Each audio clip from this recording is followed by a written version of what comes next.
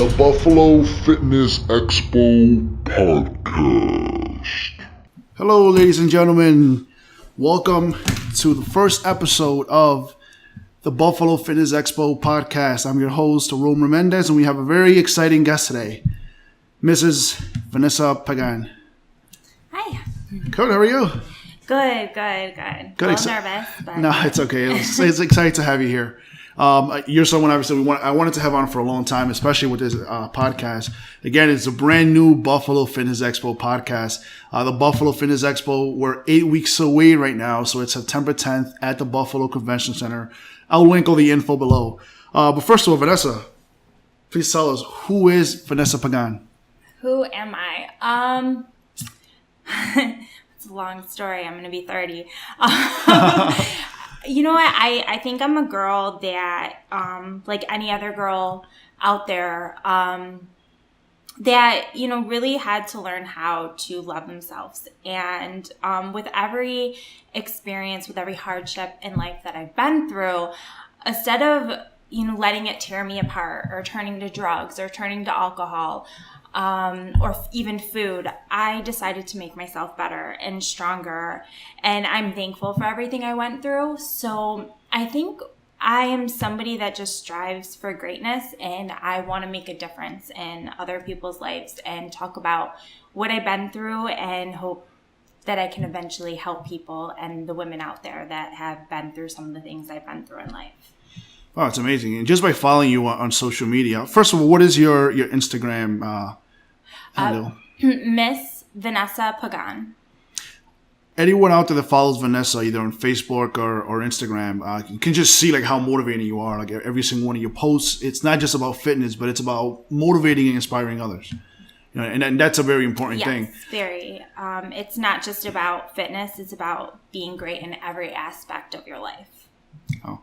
So you mentioned taking some of those negatives and turn them into positive. And I think that's something that, very successful people and strong-minded people do. It's very easy to let those things in life bring you down. And just like you said, you're grateful for those things happen. And that's exactly how I think as well. You can think back at every bad situation that happened to you in your life, and, you can let it bring you down. But if you say, you know what, I'm glad that happened. It's only going to make me stronger. It made me stronger in the past, so it's only going to make me stronger in the future. That's a great attitude to have. Thank you. So are you from Buffalo? Or? Well, my family is from the Dunkirk, Fredonia area. I was born there, but I was raised in Fort Myers, Florida. Wow. It's where I went to middle school, high school, and college. So I consider myself a Floridian. That's definitely my home roots. So you grew up in Florida and you made the move to Buffalo? Isn't it? I love Buffalo, don't get me wrong. I also came from New York City. I grew up in New York City and moved here. But isn't it the other way around? You go from Buffalo to Florida, or from Florida to Buffalo? Why is that? I went through a 7-year relationship that was really, really life-changing for me. He was a bodybuilder, mixed martial arts, worked for American Top Team. And it really, he taught me a lot of what I know to this day. I just didn't have the freedom to go and expand and become the person I wanted to be. So during that time, it was really, really tough, and I thought being near my family would be the best option for me.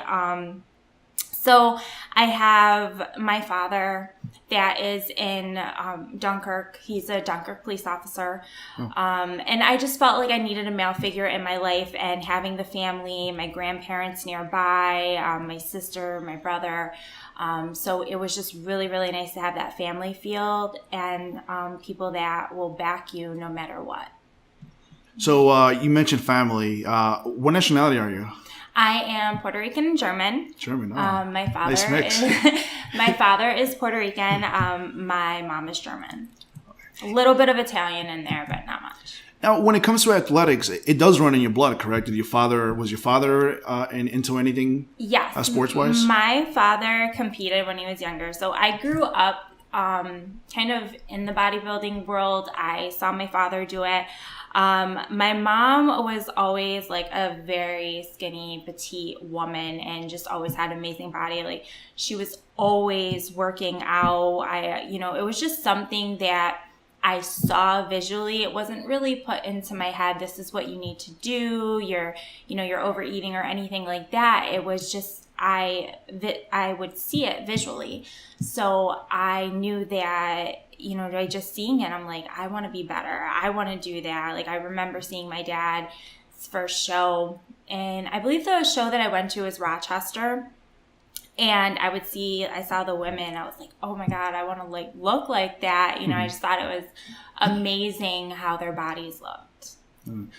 So if you had to maybe go back and think about when was the first time you ever picked up a weight at the gym? Or when? I was probably 13. 13. Okay, that was quick. So yeah, tell us about young. That. Tell us, did you get in with your dad or was it in school? No, I would come up here for summer vacations and see my dad. Maybe it was like 14, but I was definitely in middle school. So I think the gym was Image at the time, in Dunkirk, but he bought me my gym membership and he was like, you better go if I pay for this for all summer. So I literally I went twice a day. I was in the gym all the time. I lost a lot of weight because during that age, you're going through puberty and you're gaining weight. So I was getting a little chubby and I'm like, I don't want to get chubby. And so I lost a bunch of weight that summer, and it was actually the summer that I was going into high school. So I went back to high school, and everyone's like, "Oh, you look great." So that's kind of like where it started. I made changes just by working out. I knew nothing about nutrition at that time. Very interesting. And when did you decide to compete in bikini? And tell us about that. First of all, how many shows have you done? I have done. Well, just like NPC, I've done 2 shows in NPC. I'm getting ready to do my 3rd. I've done modeling fitness shows in Florida. That's a little bit different. So it's not exactly like the hard body and whatnot. You still have to be in shape, but I've done like bikini shows and whatnot in Florida for like Miss Hawaiian Tropic, things like that. So. And you're prepping right now, correct? Yes. How many weeks out are you right now? You know what's really weird is I believe it's like 6. You believe? But I really don't try to count the weeks anymore. Yeah. I've kept myself in shape and I know that I have a timeline. I start really noticing probably like 4 weeks out. Just because I've consistently kept myself in shape. And I don't want to feel that stress. Like, well, I look like this and I only have this much longer. I want to take it day by day and see the progress that I'm making daily. Because even if I'm not where I am show day, there's another show. I'm doing this for me and where I want to go in my future. And if I win a show, great. If I don't, that's okay, because I'm predominantly building a look for myself, not a judge. That's an amazing attitude to have. I always tell competitors, especially for our show, the show that I promote, which is the DFAC Buffalo show here, Buffalo Natural Fall Fest and Buffalo Natural Spring Fest. But I always tell them, when you compete for a show, train to win. Yes, put that dedication down there. But the other show, just have fun. I see a lot of competitors that will get depressed after a show. And I think that post-competition depression because of your body, that's a whole different subject. But competitors that don't do well and they get depressed because of their placings. And I say, look, I'm a promoter. I will continue to promote our shows for the best. Yes. And competing, it's amazing. But at the end of it, it's just a plastic trophy. It's not worth for someone to completely be depressed over it. No. So have fun. As long as you beat you from last show or a few weeks ago or a few months ago, that's what actually matters. That's a great attitude to have. The first show I was really upset. I'm going to say that. But that was because I felt that I could have looked better if I would have had the knowledge that I do today in nutrition of how my body would respond. So I was really upset about the work that I put in, and I didn't come in the way I wanted. So I might have came off really upset. So there are things that I do think competitors are going to be upset about, but never be upset about not winning, because it doesn't prove anything. One thing that I do tell a lot of bikini girls is there's so many fitness models out there that are noticed and don't win at all. But people love their look and who they are, and that's what matters.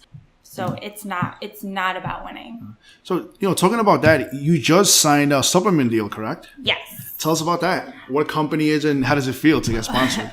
Well, I was working with an agent for a while, and they kept getting me like small sponsors here and there. And it actually really felt good because they sought me out and found me. And it's actually a modeling contract. It's not just a sponsorship.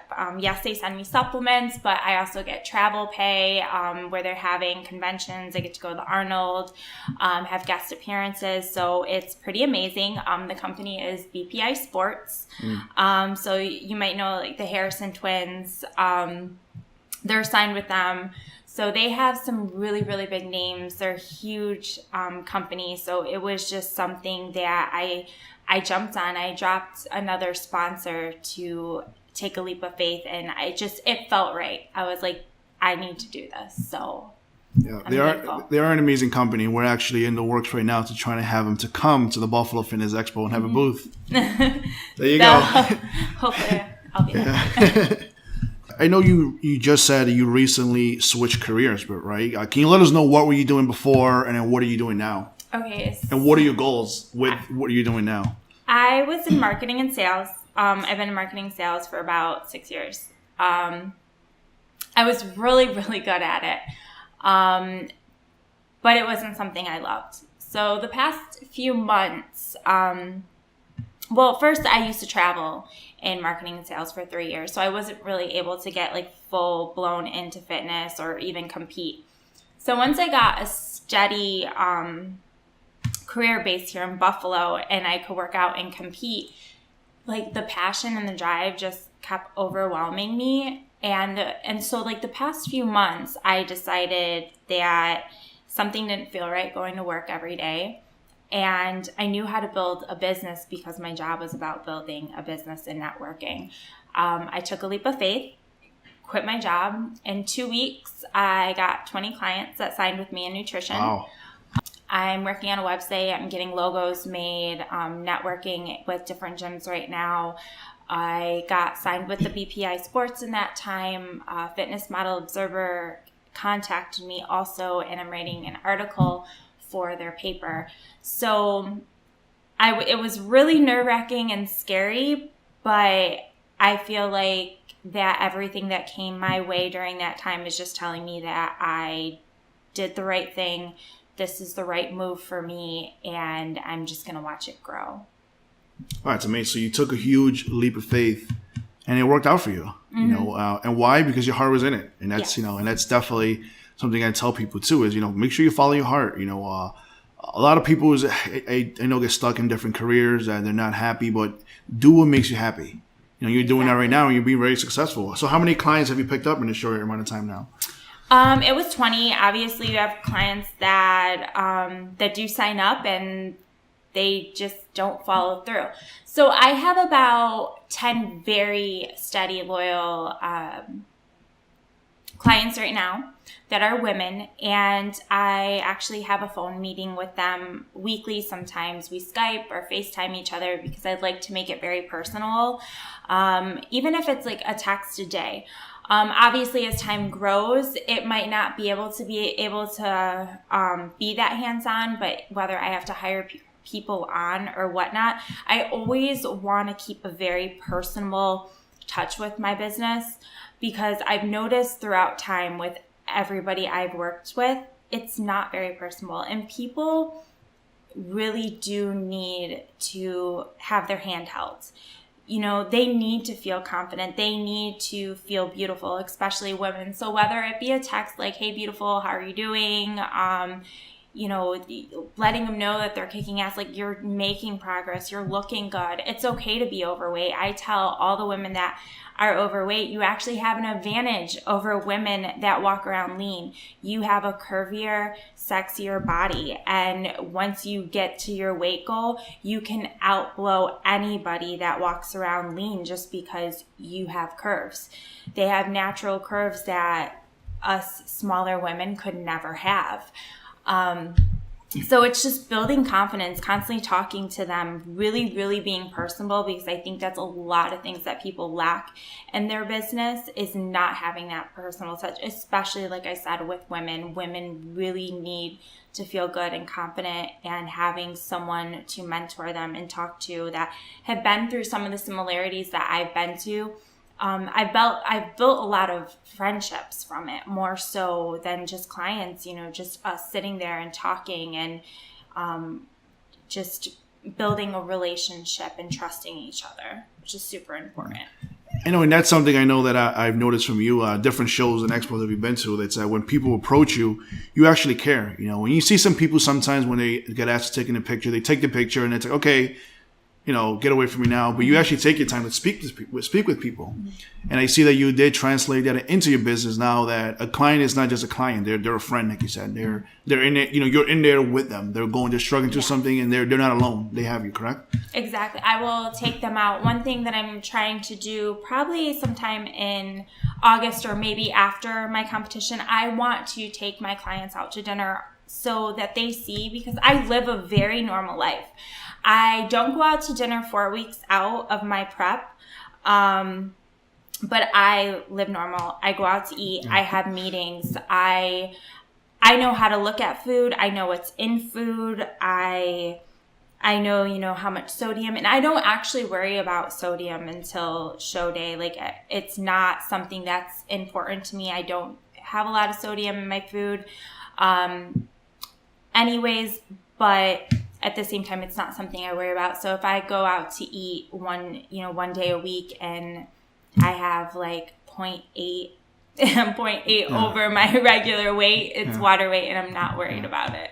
Yeah, and that's one big misconception with sodium. A lot of people like to cut out sodium. And I'll tell you, I believe that if you have a medical condition that your doctor tells you to lower your sodium, then maybe you should do it. But for a normal person who's competing and training, you shouldn't worry about sodium. If you're eating high sodium and you actually and you keep that consistently of eating high sodium, your body will get used to it.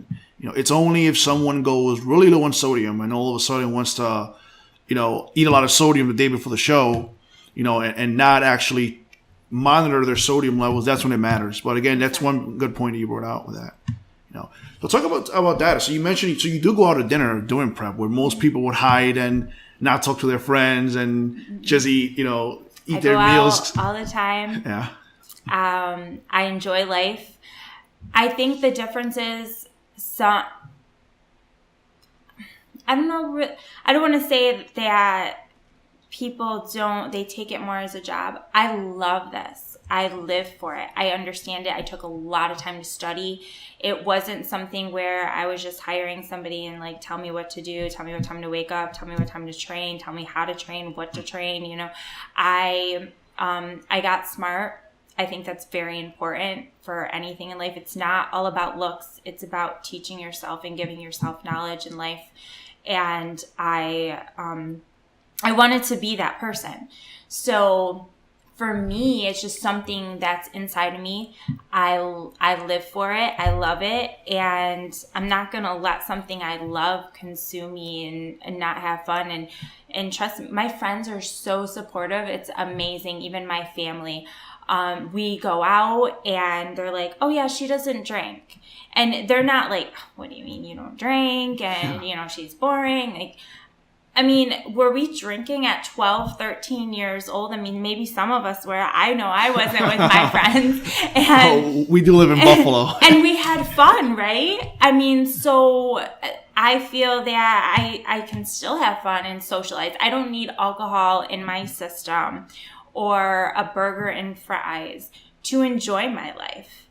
I enjoy living the lifestyle, and I think that's what a lot of competitors need to understand is you either enjoy it or you don't. So if you're missing food way too much, maybe competing really is a seasonal thing. But if you really want to go all the way, you need to start thinking like a pro. You need to start thinking like a dreamer, because if you love this, it's not a job. It's not something that's going to hold you back from anything. You can literally go to a restaurant, look at a burger and fries and not have it. So my mom ordered a huge pizza and wings last week, and they're watching me sit next to this pizza and wings, and they're like, I feel so bad, I mean, doesn't that bother you? I'm like, no, I choose this. I'm like, it looks good. I don't want it.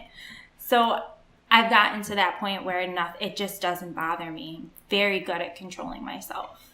Oh, you hit it right on the head. And I think it's definitely a lifestyle change, and that's why when you see competitors sometimes, they go from prep and restrict themselves too much. And then once they get back into the off season and they don't have that, I'm 4 weeks out, I'm 3 weeks out. Once they don't have that countdown, it's very easy for people to get out of control. And that's why I always tell people too, when it comes to reverse dieting out of a show, that it's much harder to reverse diet than diet for a show because of that. But if you have that mindset of, this is not just a seasonal thing, it is a lifestyle, I'm going to change, you can definitely do it. Yeah, I didn't have to worry about doing a 12-week prep, and that's probably why I'm not counting the weeks. I stayed in shape. I stayed within 5 to 6 pounds of my weight. I didn't start prepping until after the 4th of July. I always count my food. I was on a off-season diet, but that's how much of a lifestyle is. I want to get so good and better at what I'm doing to the point where if a show is 4 weeks out and I decide to do it, I can do a show 4 weeks out. I always want to stay 4 weeks out. One, because I did get this modeling contract.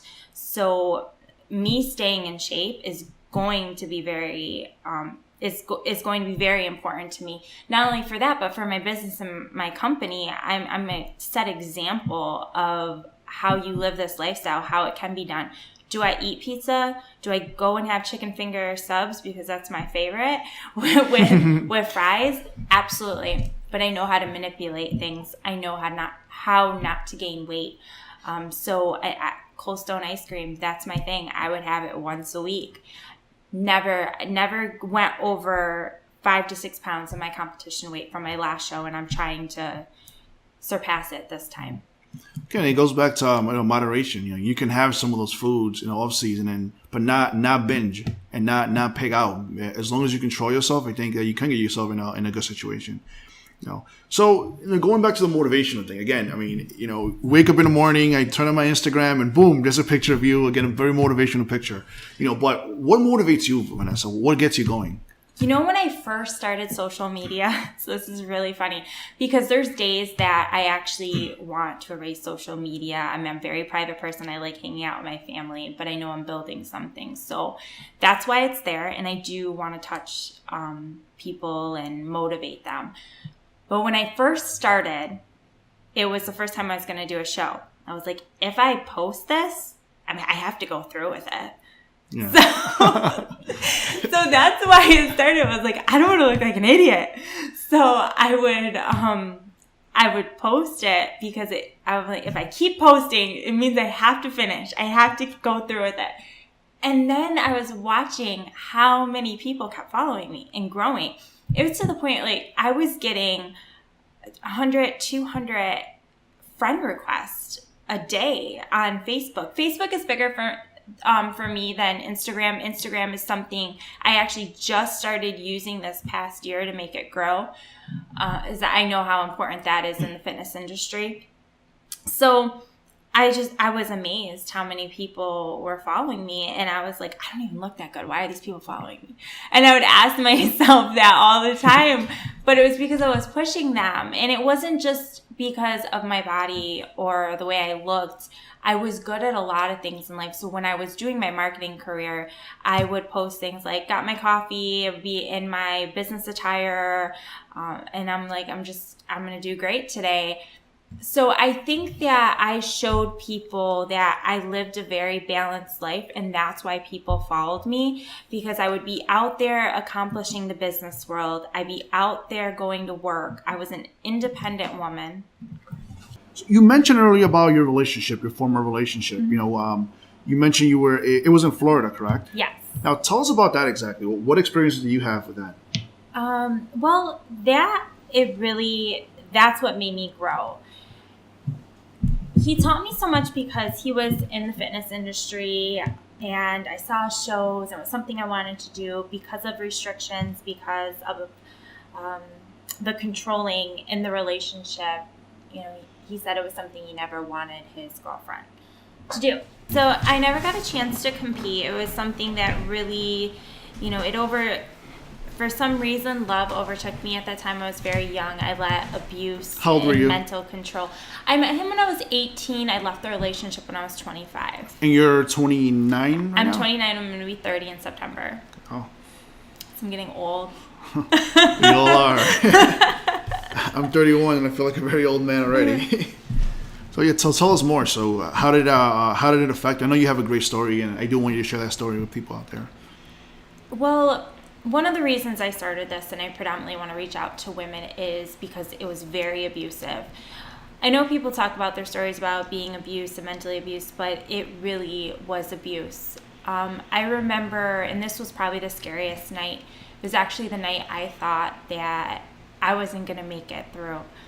I went home and I got held down and choked over and over to the point I was passing out and coming back to, passing out and coming back to. And there was only one person that went through my head at that time, and that was my father, because I never told him anything that I went through. I didn't tell my family. And my father was so far away. And I don't know why my father was the first person that went in my head, but I was like, if he finds out I die, like, he's not going to be able to live with himself. So it was a huge turning point for me. I would go to work with bruised ribs. My friends would wonder why it would hurt to laugh. Everything he did, he was very smart about where my marks were, how I was bruised. He knew how to hide them.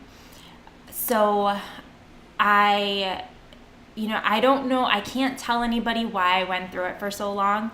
I can't explain what that does to you. So, I hear people on social media when they give opinions about abused women. Well, it's their fault. They put themselves through it. In a sense, yes, there comes a point where you are putting yourself through it. But I can't tell you why we're there. But for some reason, we wake up to it day in and day out. Thank God every day that I was strong enough to pick myself up and leave. Because I never thought that I would get out of it. And I think when we started talking about marriage was the point where I was like, oh my God, this is going to be my life every day for the rest of my life. And it was kind of that. I mean, it was when I was like, I'm done. So how long was the relationship, and how long was the abuse? Did the abuse lasted for? Well, he was bipolar. He was on a lot of medications and drugs. So I always used that as an excuse. So I always felt like I had to be more patient. The abuse probably started 6 months in, actually, believe it or not. We were together 6.5 years, almost 7 years. The last 6 months was when I was pushing myself away.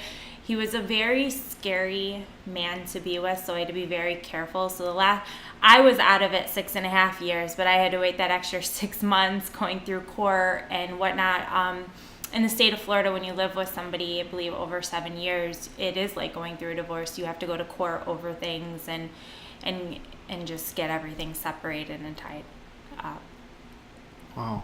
And so you mentioned that one night, that was that your last straw? No, but it was a huge wake-up call.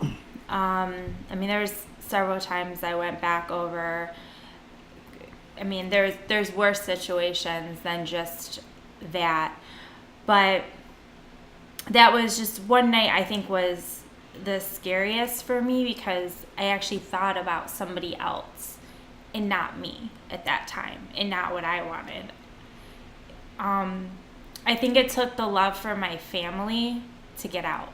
So I had to learn how to love myself all over again, but I'm very thankful for the bond that I have with my father, because if I did not feel that at that moment, it might have not woke me up the way I needed to. So I got out for my family because it was just like, I could not imagine how my family would feel, because I know my father would have wanted to help me at that very moment. Wow.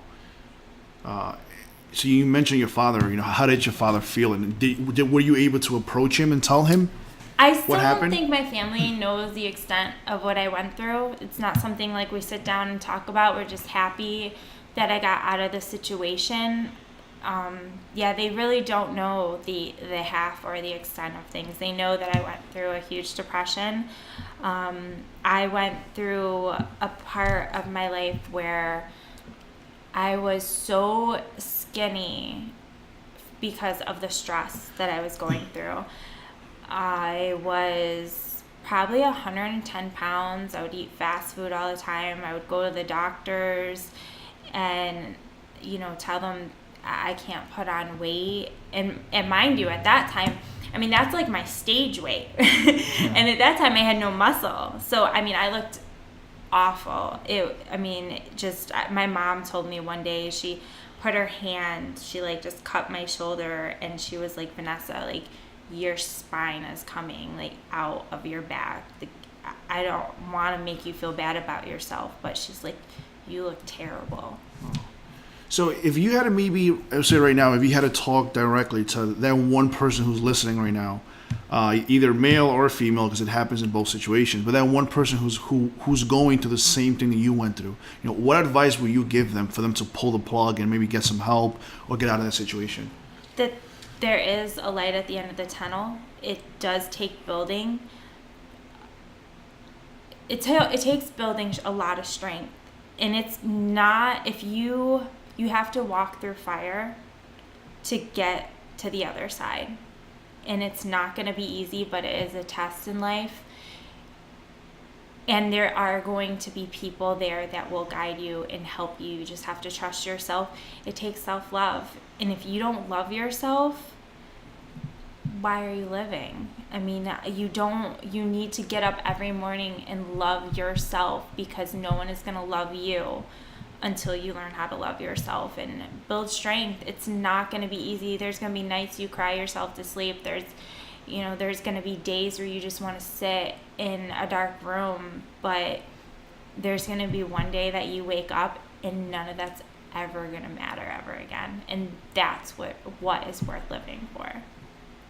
Well, it's amazing. Amazing story, amazing positive. And thank you for sharing that story. I know a lot of people wouldn't be so open to share it, not just with me, but share it to the world, everyone who's going to be watching this.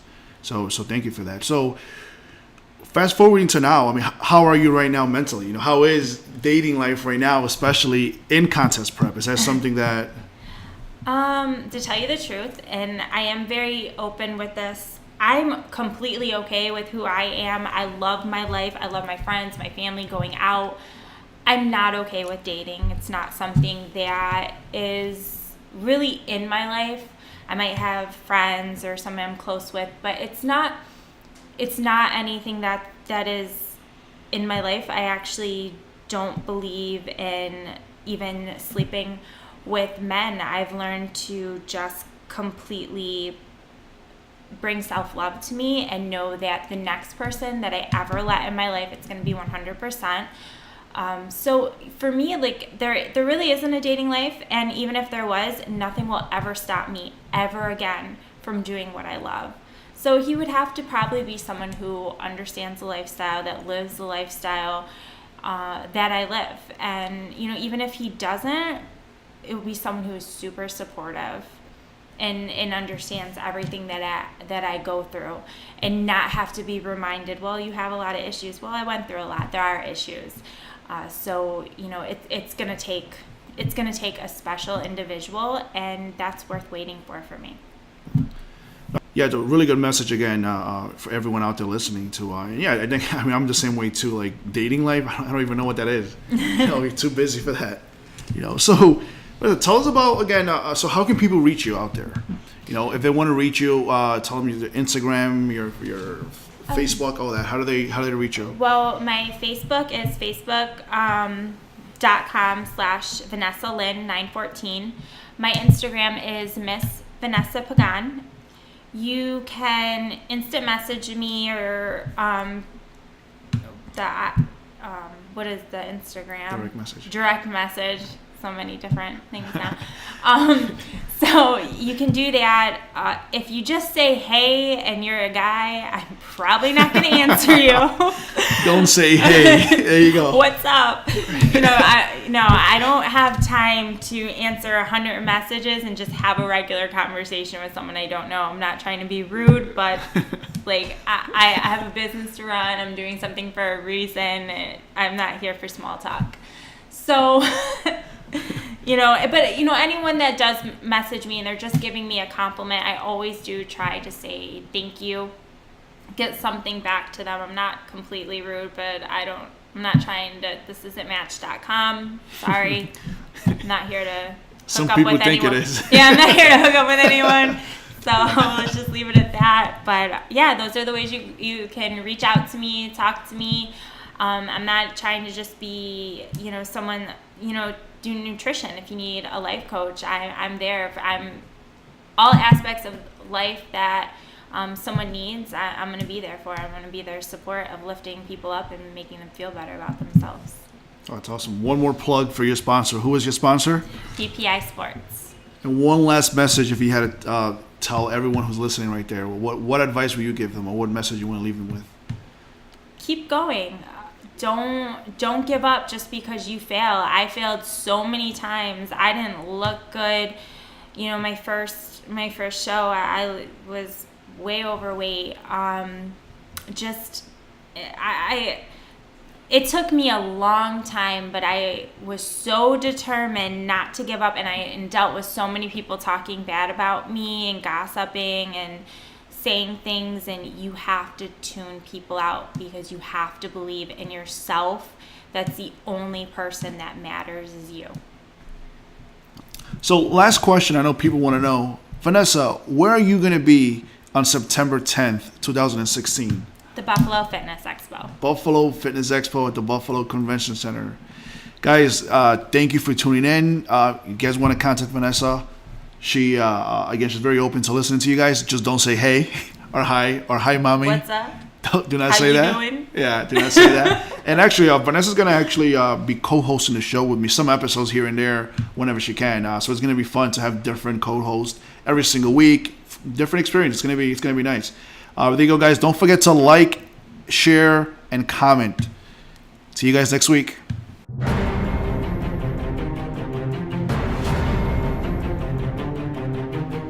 On September 10th, 2016, the biggest fitness event comes to Buffalo, New York. Amateur Natural Bodybuilding, the FAC Buffalo Natural Fall Fest. Pro Men and Pro Figure, the FAC Clash of Pro Champions. USPA New York State Powerlifting Championships, USA New York State Olympic Lifting Championships, CrossFit, Brazilian Jiu-Jitsu, Buffalo, New York. Are you ready? On September 10th, 2016, you are invited to attend the first ever Buffalo Fitness Expo, the largest convention center in Western New York. The Buffalo Niagara Convention Center, over 110,000 square feet. Over 20 fitness competitions, over 300 fitness vendors, over 20,000 spectators. Get your tickets now at buffalofitnessexpo.eventbrite.com. Audio Jungle. The Buffalo Expo. Buffalo Fitness Expo. Buffalo Fitness. Expo. This will be the bloopers. Okay. No bloopers. No bloopers. Please. Yeah. Just don't say hey or hi, mommy. What's up? Do not How say you that. doing? Yeah, do not say that. Or hi, mommy. What's up? Do not How say you that. doing?